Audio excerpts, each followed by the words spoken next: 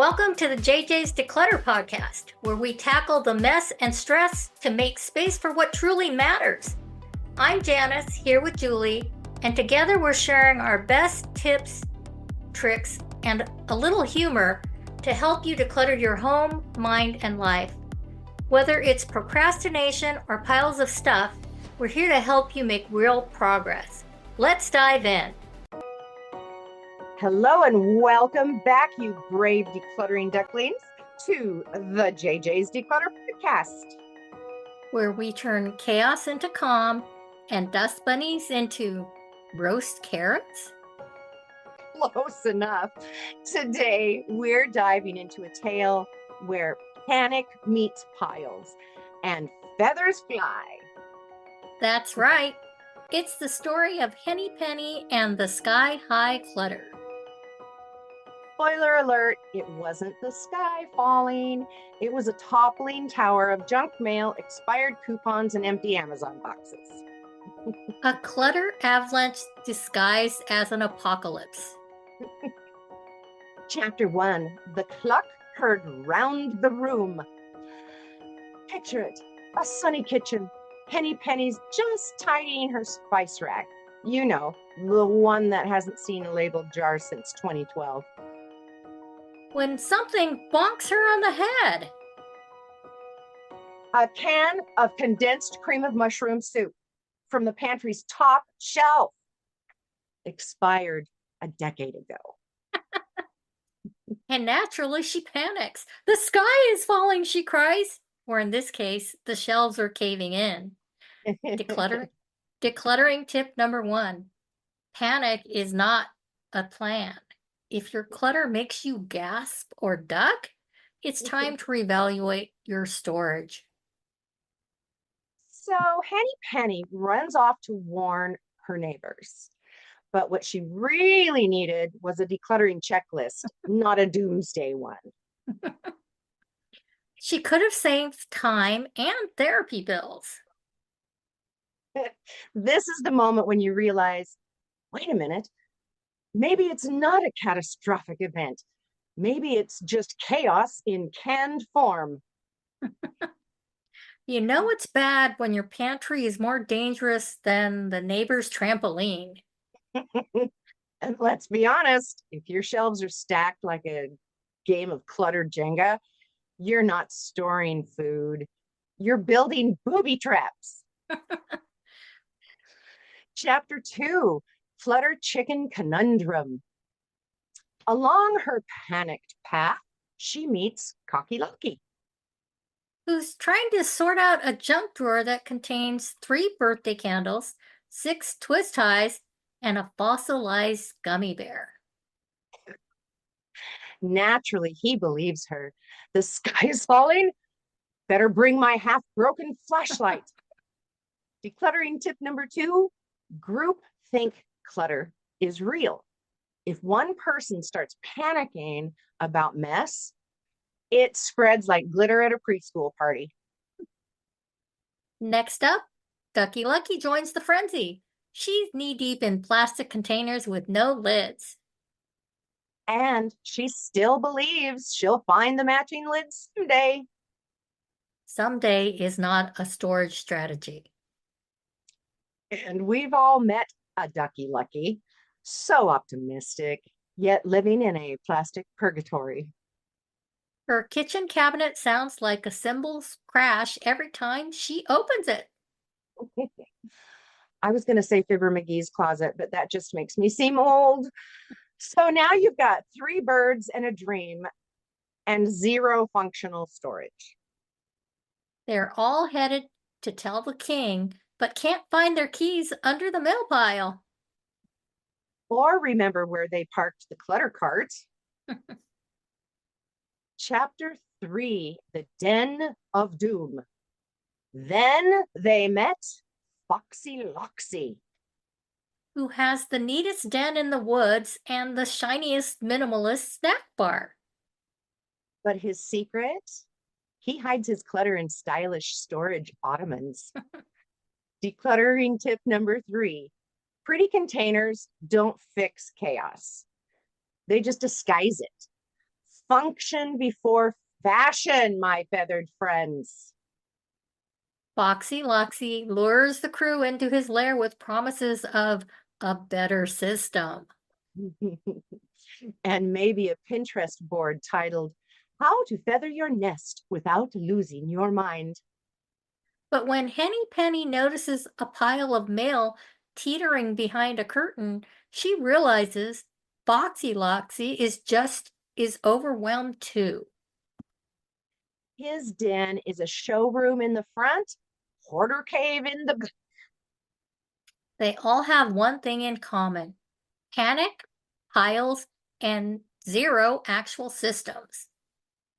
And denial. Don't forget denial. Foxy's motto, if I can't see it, it's not a mess.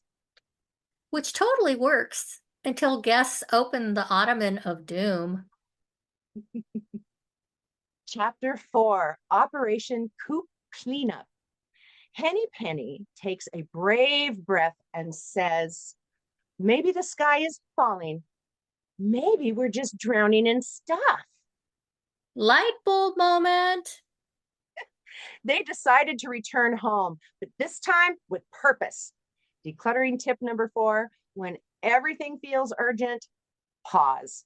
Choose one zone, one timer, one snack, then go. So they break into zones. Cocky Lucky takes the junk drawer. Ducky Lucky does the Tupperware tomb. And Henny Penny tackles the pantry. Foxy Loxy even joins in. He admits his Ottoman of Doom contains 5 extension cords and a harmonica he doesn't play. And a VHS tape of Chicken Run, unopened. Cheer each other on, one zone at a time. They even form the feathered flock of fresh starts. With badges and everything. Henny made the logo, a broom crossed with a whisk. And weekly clean coop chats where they share small wins like emptied the crisper or found the scissors. Chapter 5, The Nest Reset. Months later, Henny Penny's coop has zones, labels, and a snack drawer that doesn't collapse. Cocky Locky has turned the junk drawer into a tool time tray. Ducky Lucky bought collapsible containers and labeled them by size. Hallelujah! Foxy Loxy now hosts weekly nest and nibble nights, decluttering with dips. Decluttering tip number 5, celebrate your wins. Track what you've donated, tossed, or rehomed, and share that with the community. ABC Declutter with JJ community on Facebook. Let us know we're your community.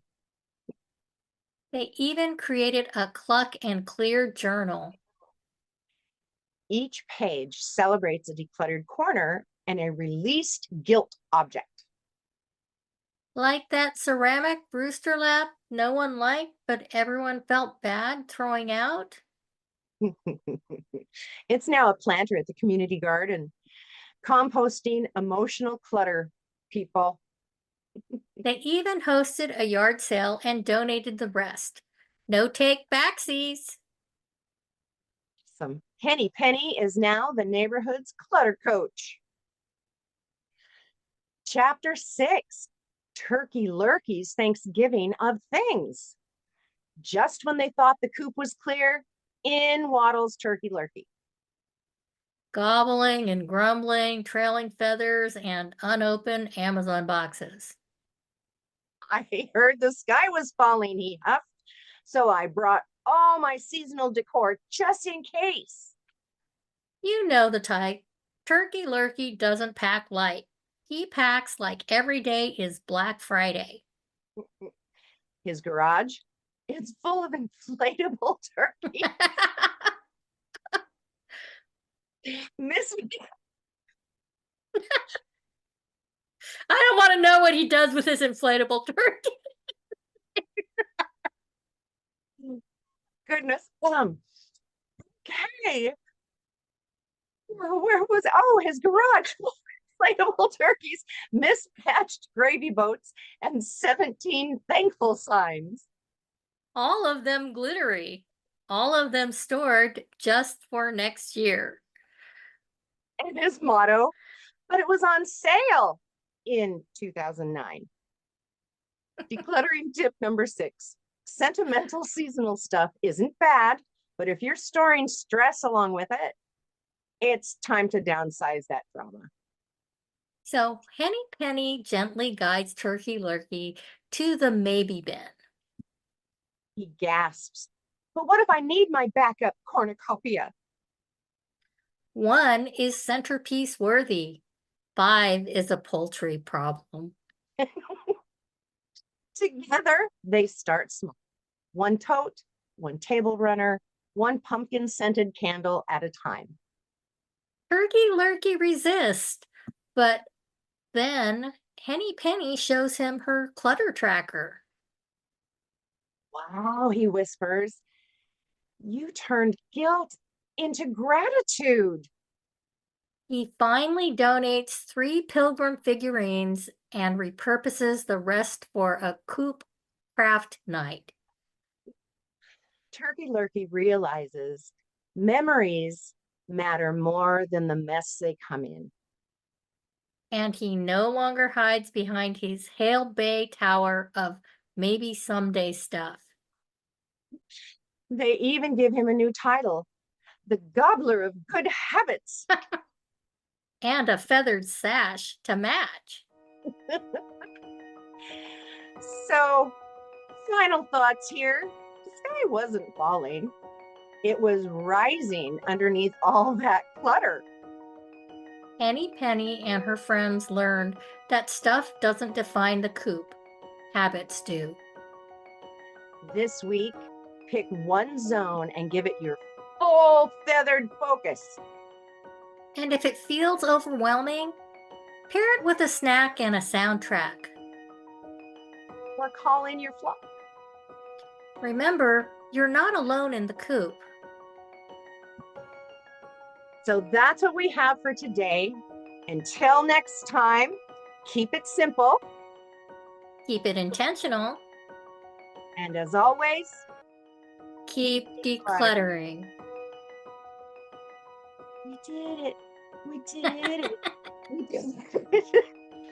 Thanks for joining us on the JJ's Declutter podcast. If you're ready to keep simplifying, follow us for more tips and join our Facebook community to share your wins and challenges. Subscribe here because it's always more fun to declutter with friends. And thanks in advance for leaving us a review.